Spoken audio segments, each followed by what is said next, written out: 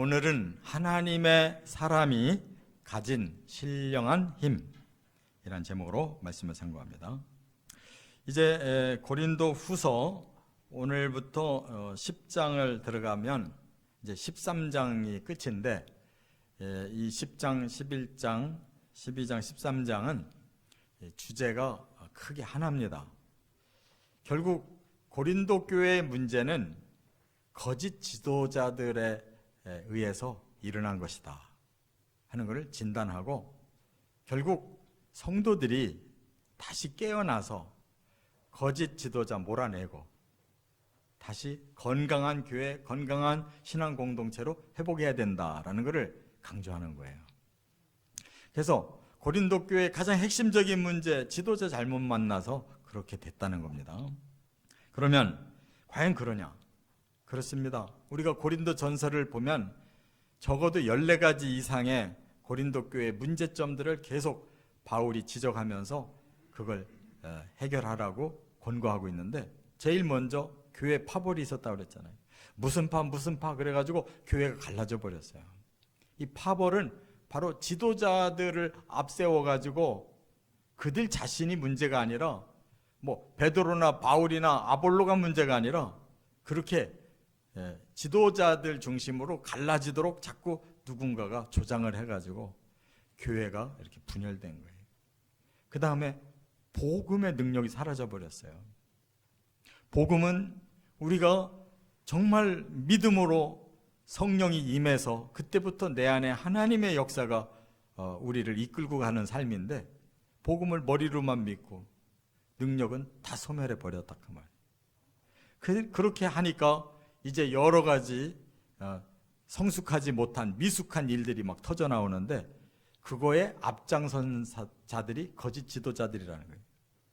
그래서 자기들의 상황을 변명하고 그냥 그렇게 범죄 사실이 있는데도 그거를 돌이키려고 해결하려고 하지 않고 지도자랍시고 그냥 밀고 나가니까 교회가 이렇게 혼란해지고 흔들린 것이다 그 말. 위에서부터 부패하면 그는 잘 될 수가 없는 거예요. 그래서 문제가 있는데 거기다가 또 바울이 이런 서신을 가지고 권면하면 이 거짓 지도자들이 이번에는 작전을 바꿔서 바울이 엉터리 지도자다라고 바울을 막 공격해가지고 성도들과 바울 사이를 떨어뜨리는 거예요.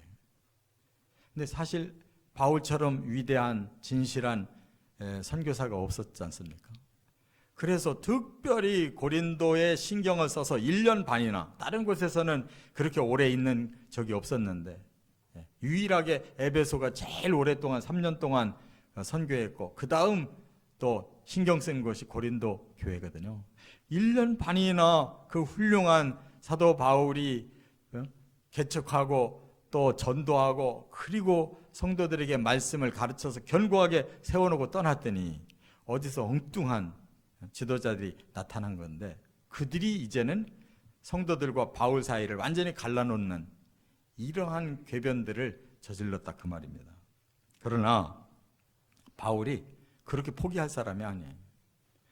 자기가 포기하고 말고 할 일이 아니라 하나님이 이건 가만히 있을 일이 아니기 때문에 오늘 본문에서 분명하게 이 변질된 복음을 다시 회복하고 거짓 지도자들을 쳐내고 성도들로 하여금 완전히 하나님 앞에 복종할 수 있는 온전한 성도가 돼야 된다는 것을 강조하고 있어요.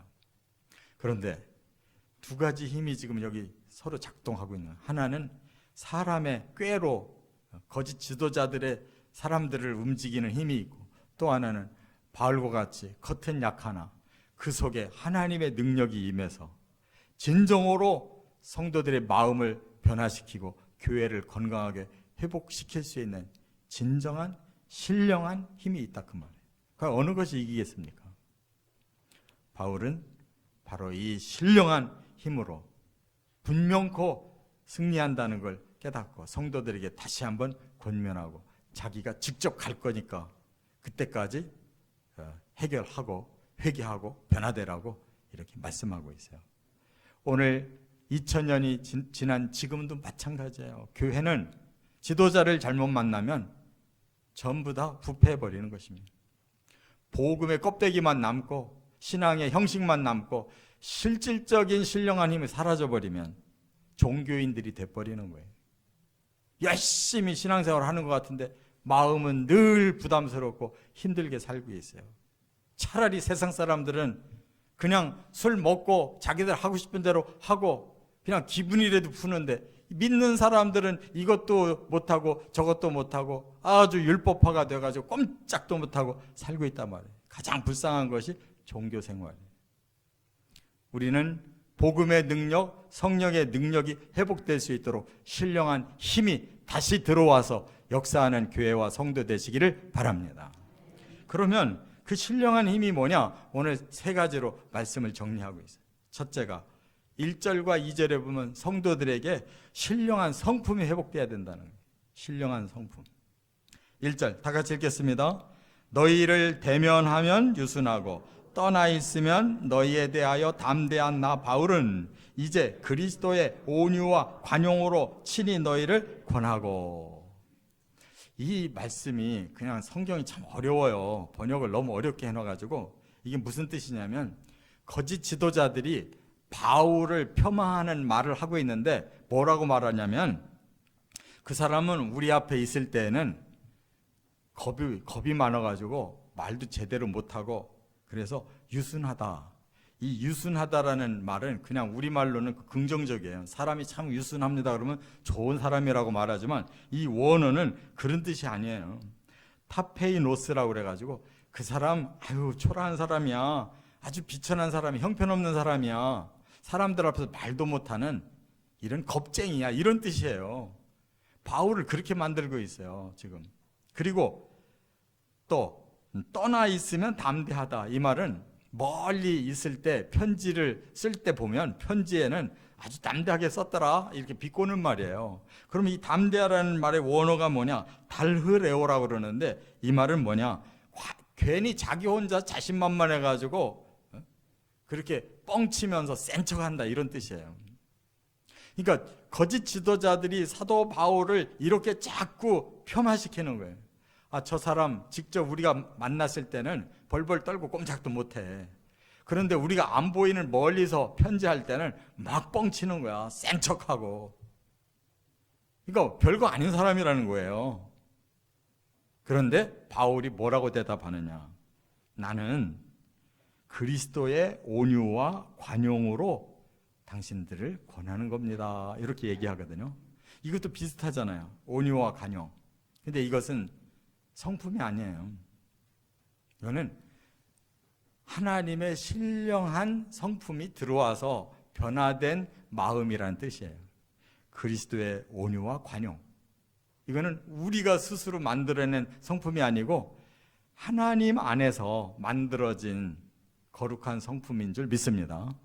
그러면 이렇게 변화된 바울은 그러면 어떤 마음이냐? 여기 온유라고 그랬는데 프라오테스라고 그래요. 이 말은 뭐냐? 본래 딱딱한 사람이에요. 강한 사람이에요. 그런데 계속 복음이 역사하고 성령이 역사하니까 하나님의 그 신령한 힘으로 성품이 바꿔져 가지고 부드러워지고 그리고 아름다운 성격이 됐다는 뜻이에요. 이게 성령의 9가지 열매 중에 하나예요. 온유가. 그 다음에 관용이라는 말은 뭐냐? 여기 에피에이케이아라고 그러는데요. 이 말은 하나님의 영성에 의해서 폭이 넓어졌다는 거예요. 마음 씀씀이의 폭이 넓다는 뜻이에요. 그런데 바로 거짓 지도자들은 그거 겁이 많아서 꼼짝도 못한다고 이렇게 말을 뒤집었단 말이에요. 온유한 사람을 보고 신의 성품을 가진 사람 보고 그 사람은 형편없어. 우리들 앞에서 벌벌 떨고 겁을 내는데 안 보일 때나 막 편지에다 내고 막 세게 나가는 거지. 이렇게 폄하하고 있단 말이에요. 여러분, 어떤 것이 이기겠습니까? 거짓은 결코 이길 수가 없어요. 바울은 진짜 하나님이 주신 온유와 관용이 있기 때문에 결국 회복을 시키게 된 걸 믿으시기 바랍니다. 이와 같이 사도 바울에 대해서 또 2절에는 뭐라고 했냐면 그 사람은 육적인 사람이야 이렇게 말을 했어요. 이게 무슨 뜻이냐면 겉으로 우리 앞에서는 거룩한 체하고 막 굉장히 신령한 척 하는데 뒤에 가면 그 사람 챙길 거 다 챙기고 아주 세속적으로 사는 사람이야. 이렇게 뒤집었단 말이에요. 자기들이 그런데 그걸 바울에게다 뒤집어 씌운 거예요. 여기에 바울이 진짜 화가 났어요. 그래서 내가 당신들 말로 편지에서는 담대하다고 그랬는데 내가 진짜로 가면 진짜 담대한 거 보여줄게. 앞에서 그들이 말하는 담대라는 단어와 지금 바울이 말하는 담대라는 단어 자체가 달라요. 앞에서는 그야말로 뻥치기 담대라면 지금 내가 너희들에게 가면 진짜 담대한 걸 보여줄게 하는 이 단어는 토라오래요. 토라오. 이 말은 뭐냐? 하나님이 주신 담력이라는 뜻이에요. 이 사람이 본래는 좀 담력이 없었는데 하나님과 함께 하다 보니까 하나님의 담력이 그 마음속에 생겨서 신의 성품이 됐다 그 말이에요. 그러면 하나님의 담력이 뭐냐? 하나님은 공의에 대해서는 철저한 분이에요. 만약 공의가 실현되지 않는다, 그들이 불의하다, 악하다 그러면 반드시 거기에 대해 징계하시는 분이에요. 바울도 그와 같은 용기가 생긴 거예요.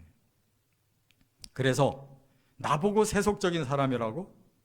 그렇다면 너희들의 그 세속적인 모습을 내가 가서 반드시 징계할 거야. 이런 뜻이라는 말이에요. 그 언뜻 보면 막 이중이잖아요.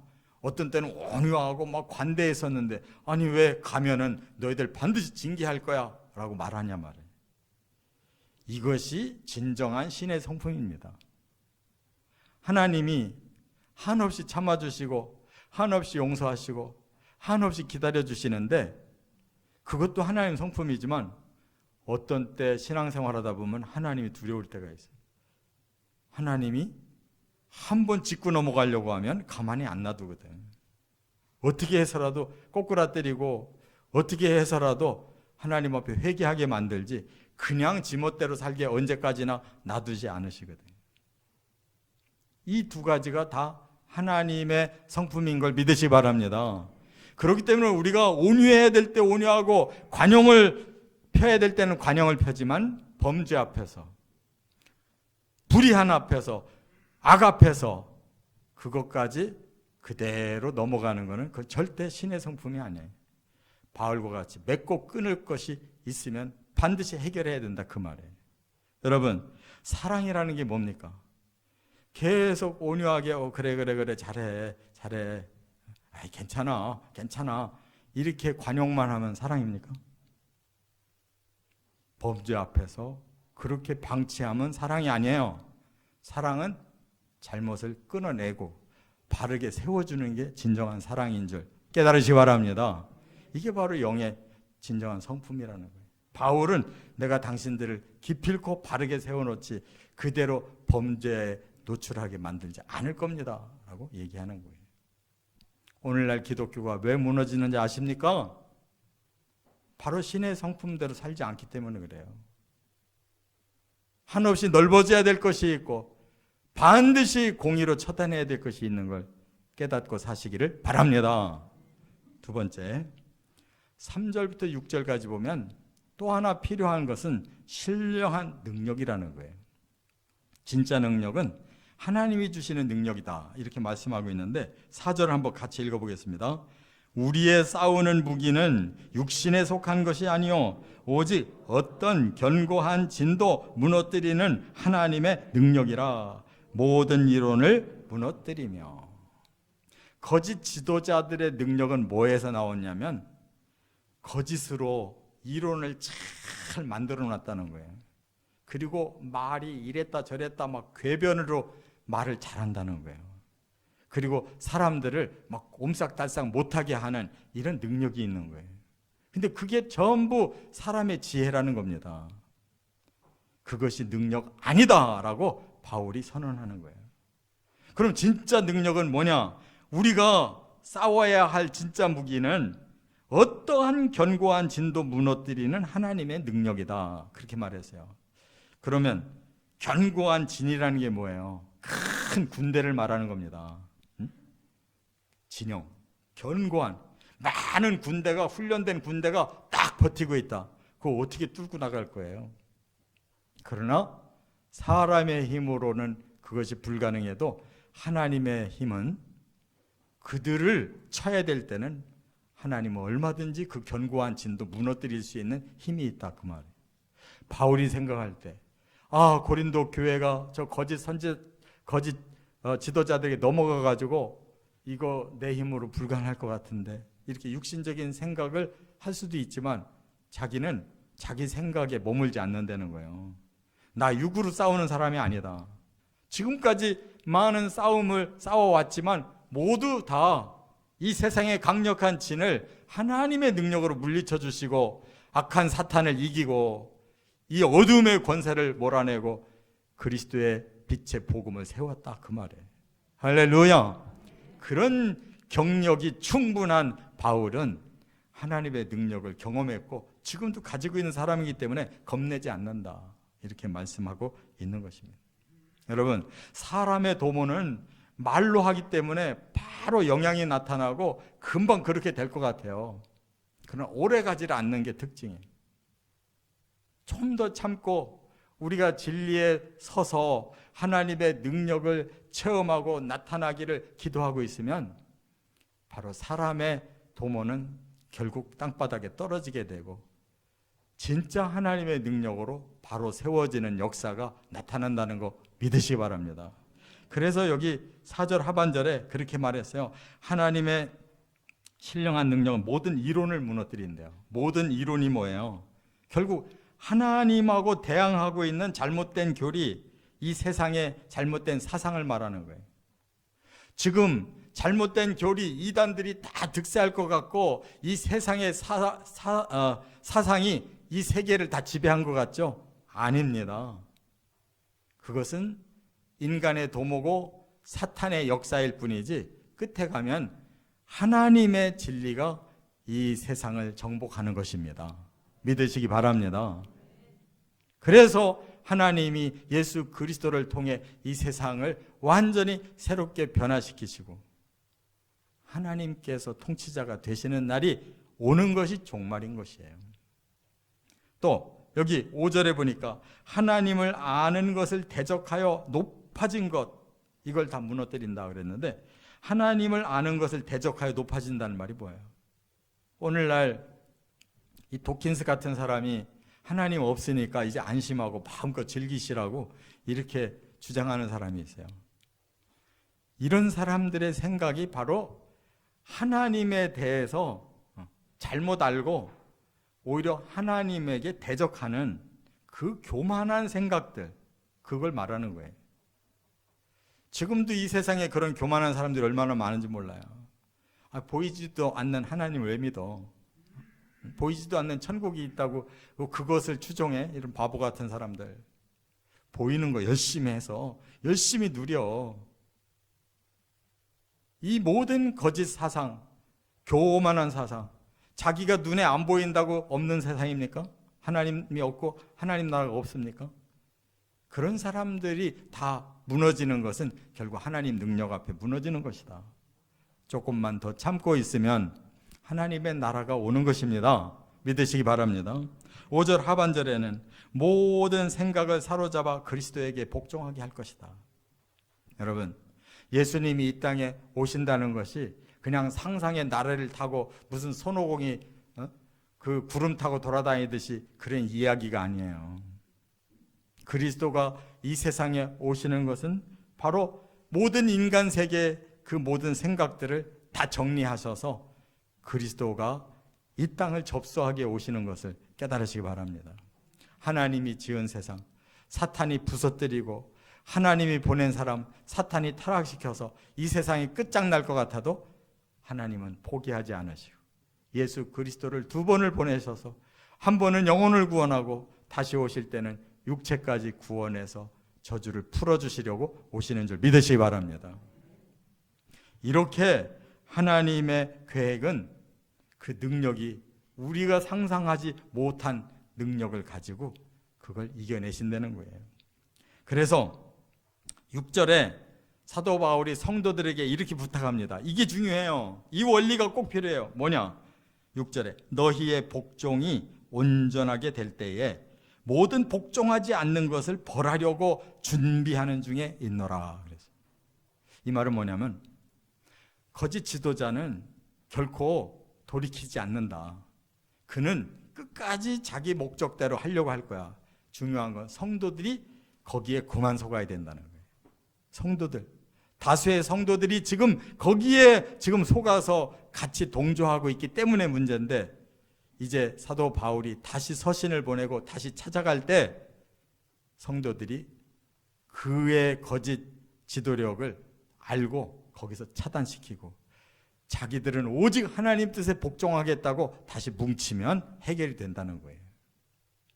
그러면 거짓 지도자들이 추종하는 자가 끊어지면 거짓 지도자를 이렇게 징계하겠다는 거예요. 할렐루야. 이것이 재림의 원리인 거예요. 우리 성도들이 지금 세상 돌아가는 거 보면 이거 세상을 우리가 예수님 말씀한 대로 살아가지고는 우리 안 되겠는데 포기하고 싶죠. 저 사람들 사는 식으로 살아야지 우리도 뭔가를 이 땅에서 누리고 가지. 이것도 저것도 못하는 거 아니야? 의심되죠? 그런데 의심하지 마시고 성경이 말씀하신 하나님의 진리, 예수 그리스도가 말씀하신 복음, 진리, 성령이 우리에게 깨닫게 해주시는 그 능력의 말씀을 끝까지 믿고 가세요. 그러면 그 성도들이 완전히 하나님 앞에 복종하는 걸 보면 예수님 오셔서 사탄 처리하시고 적그리스도 악한 자들 다 무너뜨릴 것이라는 거 진리인 줄 믿으시기 바랍니다. 바로 바울도 고린도 교회를 그렇게 치리하겠다는 거예요. 성도들만 다시 돌이켜라. 거짓 지도자는 당장에 가면 처벌하겠다는 거예요. 근데 거짓 지도자에게 여전히 휩쓸려서 많은 사람들이 동조하고 있다면 어떻게 바울이 가서 어떻게 처리하겠습니까? 지금 이 세상이 그런 시기예요. 정말 선한 지도자를 못 알아보고 악한 지도자에게 속아서 우리가 투표해주면 그 다음에 그 악한 지도자가 이제 사람들을 자기를 위해서 삼켜버리는 것입니다. 그걸 끊어낼 수 있는 현명한 백성들이 돼야 되는 거예요.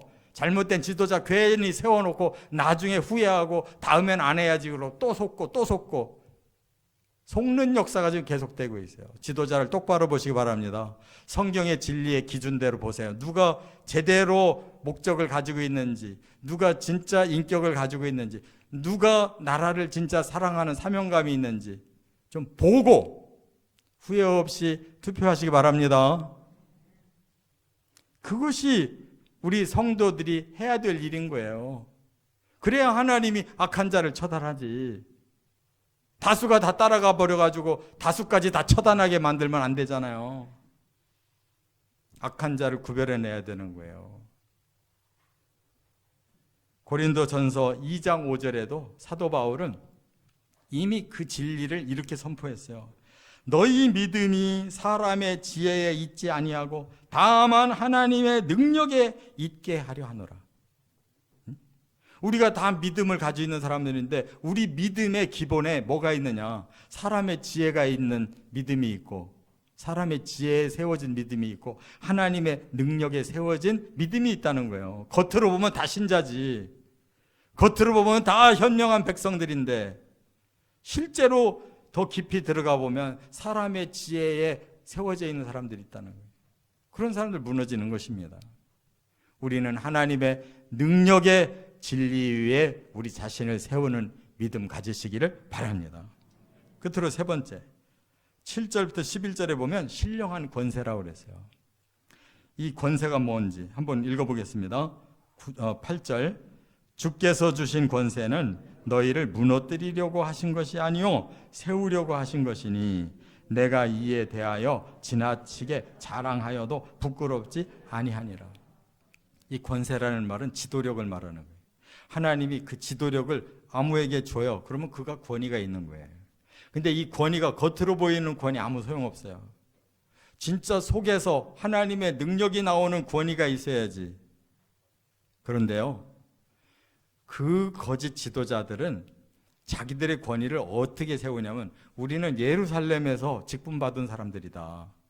정통한 그 본교회에서 우리가 직분받고 파송받은 사람들이야. 근데 바울 당신은 도대체 어디서 직분을 받았어? 어떤 권위를 가지고 당신은 이렇게 지도자 노릇을 하고 있는 거야? 라고 묻는 거예요.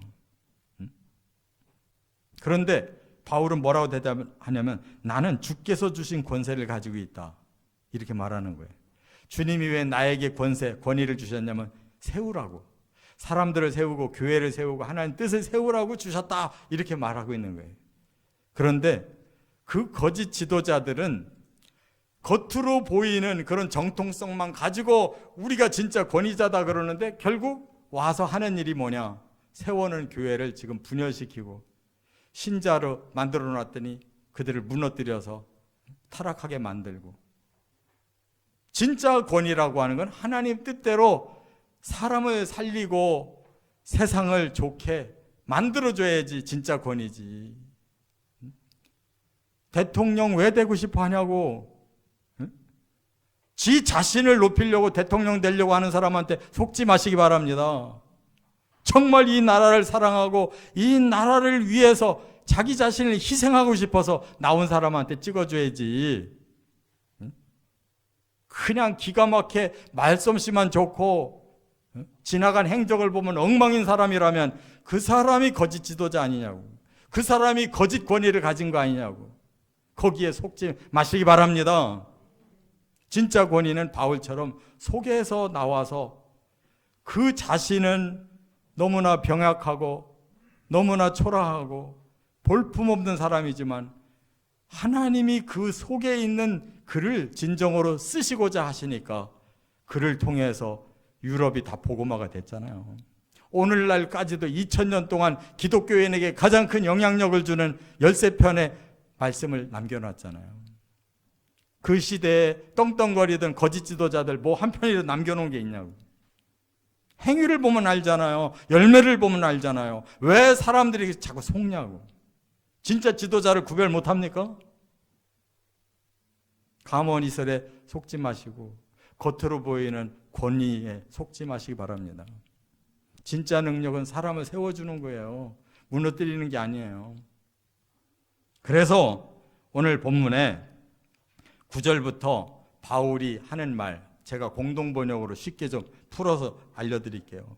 나를 편지로만 여러분들을 위협하는 사람이라고 생각하지 마십시오. 바울의 편지는 무게도 있고 단호하지만 막상 대해보면 그는 약하기 짝이 없고 말하는 것도 별것이 아니다라고 말하는 사람들이 있는데, 그런 사람들은 분명히 알아두십시오. 우리가 떨어져 있을 때 편지로 써 보내는 말과 함께 있을 때 하는 행동 사이에는 아무런 차이가 없을 것입니다. 바울은 거짓 지도자들에게 하나도 두려움이 없어요. 성도들만 똑바로 선다면 당장 가서 치리하겠다는 거예요. 바로 이러한 용기 있는 진짜 하나님이 주신 권위를 가지시기 바랍니다. 바울은 사실 예루살렘에서 안수받은 사람 아니에요. 그러나 예수님이 직접 나타나셔서 그를 사로잡아 주셨고, 이방인의 사도로 예수님이 직접 명령했고, 그를 아라비아 시내산에 들어가서 3년 동안 예수님이 복음을 직접 계시해 준 사람, 직접 계시받은 사람, 사도 바울하고 사도 요한밖에 없잖아요. 그리고 예루살렘 교회에 가서 선교 보고 하니까 예루살렘의 지도자들이 다 받아들여서, 그러면 우리는 이스라엘 사람 선교할 때인가 당신들은 이방인 선교하십시오 해서 협약까지 맺었잖아요. 사도행전 15장에서. 그에게 뭐가 거짓이 있고 그에게 열매를 보면 그의 능력을, 권위를 알 수 있잖아요. 이렇게 살아가야 될 줄 믿습니다. 이제 말씀 마칩니다. 우리는 하나님이 주신 성품을 담기까지 우리의 못된 성품 버려야 돼요. 그리고 하나님의 능력을 믿고 그 능력을 행하기까지 우리들 사람들이 가진 잔꾀의 지혜를 버려야 돼. 진정한 하나님이 주시는 권위를 가지고 사람을 세우고 하나님의 일을 세우는 일을 해야지, 자기들이 사람끼리 준 그런 가짜 권위 가지고 괜히 공동체 무너뜨리고 사람을 해치는 일을 하게 되면 안 된다 이 말이에요. 분명한 신령한 힘으로 살아가시고 열매 맺으시기를 주의 이름으로 축원합니다.